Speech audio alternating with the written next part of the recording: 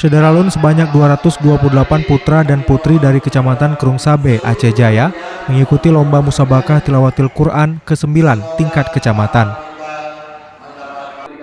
Kegiatan tersebut dipusatkan di kawasan Masjid Baitul Makmur, Desa Kede Krungsabe.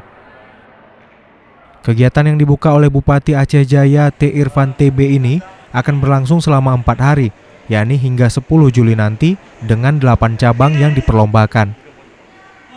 Sementara itu Bupati T. Irfan TB berharap panitia maupun Dewan Hakim berlaku profesional tanpa pilih kasih sehingga menghasilkan peserta yang memiliki mutu yang hebat. Selama pelaksanaan seleksi ini itu dapat menjaga kesehatan yang baik, ya, kesehatan yang semaksimal mungkin sehingga dapat mengikuti seleksi ini sampai dengan selesai.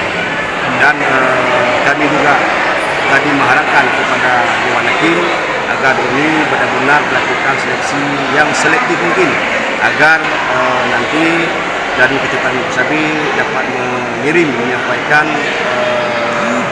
adik-adik kita, anak kita ini kepada tingkat nasional yang memang betul-betul mampu dalam